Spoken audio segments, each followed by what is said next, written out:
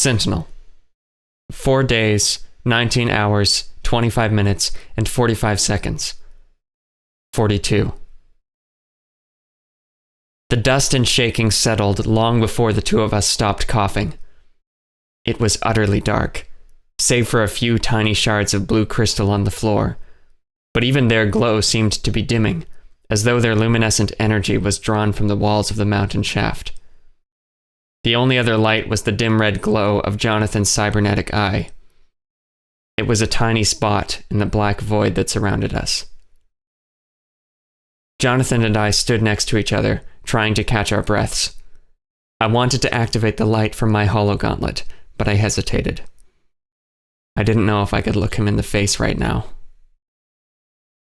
I was reeling. Jonathan had betrayed us. He had been part of the Brotherhood all along. How had I not seen it before? The air was musty and stale down here.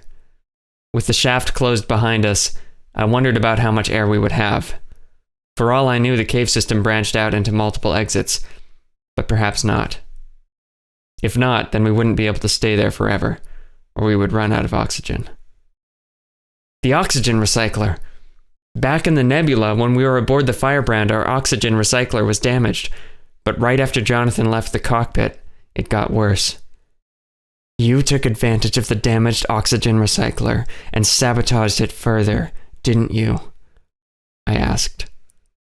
My voice was low and calm, though I didn't bother trying to hide my anger. Jonathan's arm began to glow as he activated the lighting system on his hologauntlet. We were illuminated in a small sphere of white light coming from his wrist, casting long shadows on the walls. I could see Jonathan's breath puffing into tiny clouds. His eyes met mine briefly before he looked away and sighed. He sat down on a boulder next to the caved-in wall. He kept his eyes trained on the floor and began to slow his breathing. Yes, he said at last. I did. I stared at him. Weakly, I gestured with my arms, before turning away from him, shaking my head. That's why you wanted to fix it yourself. You knew that one of us might have noticed the sabotage. That's why... I smacked myself in the forehead. Of course. You didn't want to meet my mother, because you knew you couldn't hide your thoughts from her. She would have found out that you were part of the Brotherhood and she would have exposed you. I balled my fists. My heart quickened in anger. What the hell did you do to Kay? I exploded in rage and spun to face him. He looked up at me in alarm. I expected him to be defensive, but instead he just looked ashamed. He was with the Brotherhood. He betrayed us. He was in league with Duhrnan. He let my planet be destroyed. He let billions of people die. My body began to shake. Then my arms went slack. My eyes glazed over. I remembered the look in Jonathan's face when Astroloth had been destroyed. He had been crying. It was the first time I had seen him look so distraught, but not the last. Ever since then, he had appeared exhausted, tormented by something. He hardly slept. There was something he couldn't share because it meant telling us what he had done, what he had let happen. I still couldn't trust him. I knelt down beside him and grabbed his coat. Before he could do more than exclaim in surprise, I reached into his jacket and retrieved his e-pistol. He didn't bother trying to fight me for it. I took a few steps back and held the gun at my side, powered off and aimed at the floor. He glanced at me, his eyes shifting between my face and the gun. If you're going to try killing me, he coughed, then why did you save me from Kay? My ears lowered. I don't want to kill you. Because you want answers? He asked. I shut my eyes and took in a deep breath. I breathed it all out, then opened my eyes and holstered his gun on my hip. You were my friend, Jonathan. He pursed his lips. He ran his fingers through his spiked hair and looked away from me.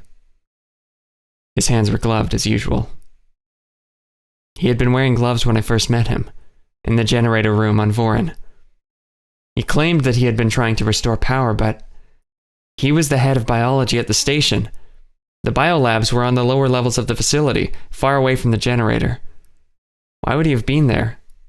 How could he have gotten there so fast after the attack, unless he had been there before the attack started? The generator is so essential to the station it's probably the most well-guarded room in the whole place. It's got 3 shielded doors, and if an unauthorized breach is detected in any one of them, then the director is immediately notified. I remembered Kay's words, and I remembered how the doors were ajar with only minor weapon damage. I didn't consider it then, but the damage to the doors was superficial. It certainly wasn't enough to open them. It was probably caused by a small weapon, like an e-pistol. And besides, if the doors were breached, then the director would have been notified, like Kay said. If the director had been aware of the breach, he probably wouldn't have waited around to be killed in the control room. I found his body just feet away from his station. He had been killed while he worked, trying to maintain control during the power outage. No. Jonathan had opened the doors to the generator room himself. As head of biology, he clearly was in a high class at the outpost. He must have gotten authorization to enter the generator room. He wore gloves so that when he handled the door controls, or anything for that matter, his fingerprints wouldn't be found. And he gave the doors a few blasts with his pistol after opening them to make it appear as though they had somehow been damaged. He had removed the power cells, only 2, making sure to break the circuit and cut off power to the entire base. He did it with a surgical precision befitting his position. He looked at me as if to say, "I know what you're thinking." I blinked in the dim light. I took a moment and activated my own hologauntlet's light, just in case he decided to cut the lights and try to surprise me in the dark. But gazing at him, he didn't seem like he was about to make a move against me. He just looked tired. So tired. He had said only moments ago, before the collapse, that he made Kay. Whatever he meant, it was clear now. Fiona's suspicions were correct. Kay was a sleeper agent. A bioweapon created by the Brotherhood. But how did the Tau find Kay and bring her to Vorin? And more importantly, why? But don't be stupid, Osax, I thought. That was the story I'd been given, yes, but there was no proof that it was the truth. I was beginning to doubt just about everything I knew. I figured that Jonathan wasn't about to attack me, and with him now disarmed just to be safe, I wasn't afraid. So I began to pace a few meters away from him as he sat against the wall. His eyes followed me warily. "Who was the director Kay mentioned?" I asked. Jonathan hesitated. I'm not certain. Come on. Who do you think she meant? She must have been referring to Allie. I knew it! And those Brotherhood soldiers that were pretending to be part of the Tau. That was real Tau gear, wasn't it? Jonathan nodded. The Brotherhood has infiltrated the Tau. For how long? I waved my hand aside. Forget it. That doesn't matter right now. But the base on Vorin, it was being run by Director Allie, a member of the Brotherhood, right under the noses of the Tau. And how many of the people there were part of the Brotherhood? Jonathan coughed and cleared his throat. Not everyone. Some of the people were what they appeared to be. Members of the Terran Astral Union. And in a way, so were we all. Just, some of us had other obligations. I don't understand. If the Brotherhood was pulling the strings there, then why didn't you ensure only Brotherhood spies were stationed there? Wouldn't having outsiders put your operations at risk? Jonathan nodded. Yes, was risky. But you're not considering the whole picture. He stood up slowly. If, to continue your analogy, the Brotherhood is pulling the strings, then so too is the Tau. Even with the Tau infiltrated, we never had direct control of everything, including personnel assignments and the like. If we are all puppeteers, the Brotherhood and Tau alike, then it would be dangerous to take too much control of any one part of the stage. Not until ensuring that we held all of the puppets. I growled. The Tau aren't puppeteers. The Tau is built on trust and open communication. Jonathan frowned and shook his head. I'm afraid you don't know what you're talking about, Osax. What do you mean? I mean, it's not a story where they're the angels and we're the demons. The Tau aren't saints. No one is. Still, I said, how did you manage to keep the Brotherhood secret on Vorin? Actually, it's precisely because not everyone was in on it. When the higher-ups of the Tau took a look at our facility, they engaged with those who knew what we wanted them to know about it. But for the most part, not with us. If you look at 10 people and 5 of them are being truthful, and the other 5 are not, but they all appear to be working towards the same goals, how can you tell them apart? Genuine, oblivious people only strengthen the validity of those who hide in the shadows. If you were to notice a contrast in behavior, you might simply attribute discrepancies to personality. You might say, oh, she isn't so talkative. He lowered his gaze. Besides, everyone has secrets. Anyone reasonable knows it. And if you know everyone has secrets, how can you tell the harmless secrets from the nefarious? Well, if you want to be a good leader, you treat everyone with the same respect. And if most of your people have no hidden agenda, then for the most part, you won't see one. I was in near disbelief. The director arranged for our transport in the snow, just before the attack, I said. We were attacked in the snowfields by a massive creature, something we weren't warned about or prepared for. We didn't have weapons appropriate for such an encounter. And our communicator was malfunctioning. Do you think... I didn't know why I was asking Jonathan, as if we were in this together. He had betrayed us all. But he looked concerned. It's possible, he said, that the director had been ordered to eliminate you. My spine tingled. Ordered by whom? Reiner. Reiner? I asked. Who is that? He is the leader of the Brotherhood, he said. He's the one who gave me the order to let the station get attacked. So it was you, I said. He shut his mouth and nodded solemnly. His voice seemed frail. He said to make sure the director was killed in the attack. I informed the Valakor of where he would be. I stared at him, dumbfounded. But if you were all members of the Brotherhood, why would this Reiner guy want you to kill Allie? Jonathan looked away. The same reason that he wanted Allie to kill me, he said. What? That must be why Kay tried to kill me, he said, a look of sudden revelation spreading across his face. Kay was told I knew too much. That's exactly how Reiner described Director Allie to me. It's the justification he gave to me for letting him die. Reiner must have told Allie to have Kay kill me. I wouldn't have seen it coming.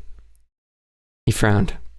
I didn't see it coming. But, I said, slowly piecing it together, if the director was going to use Kay to kill you, why would he send her with me on the expedition? The expedition which he had rigged to kill me. If Allie wanted Kay to kill you, then he wouldn't have wanted Kay to die with me in the hovercar. I paused. Kay couldn't have killed you if she was dead, I said bluntly. True, said Jonathan. But the director and I were somewhat rivals. I never liked him, and he hated me. But he especially hated Kay. He only kept her around because I refused to let her die. You? I said, surprised. You protected Kay? He nodded. Allie saw an opportunity to get rid of her and sent Kay to her death with you, or so he must have planned. He must have released the monster and set it after you. And likely, with Kay gone, he would have used that as an excuse to deal with me in a more personal manner. Jonathan grimaced. He did like taking things into his own hands. But I let him die first. So, wait, I said. Reiner, the leader of the Brotherhood, tried to get you both to kill each other? Jonathan stared at me intensely. Yes. I should have known I meant nothing to him. I paused for a moment. You have a lot of explaining to do, I said. Jonathan appeared apprehensive. I walked over to the rocks and sat down. He said, shouldn't we try to find a way out? No, I said. Take a seat. He paused, then walked over beside me and sat down on a crumbling stone. I continued. Why did you do it? He was silent. Why did you betray us? I looked him in the eye. Why did you join the Brotherhood? I felt a strange excitement swelling in me. Was I really so driven by curiosity? The man had betrayed my trust. He was involved in the deaths of countless people and allowed many more to be killed through his inaction. He twisted Kay's mind with his hologauntlet, turning her into a puppet of the Brotherhood by activating some suppressed part of her brain. He had been sabotaging our every move, hadn't he? And yet I was excited to hear him talk. I couldn't help myself. The search for truth was too compelling. And I had a feeling I was about to get the answers to many of my burning questions. He looked away and carefully removed his gloves. He slowly adjusted his robotic eye and did up his coat.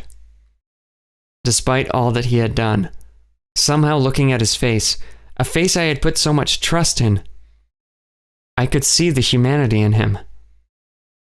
We sat together, uncomfortable in the cold, rocky cave, huddling by our dim lights. At last he spoke. This is what he said.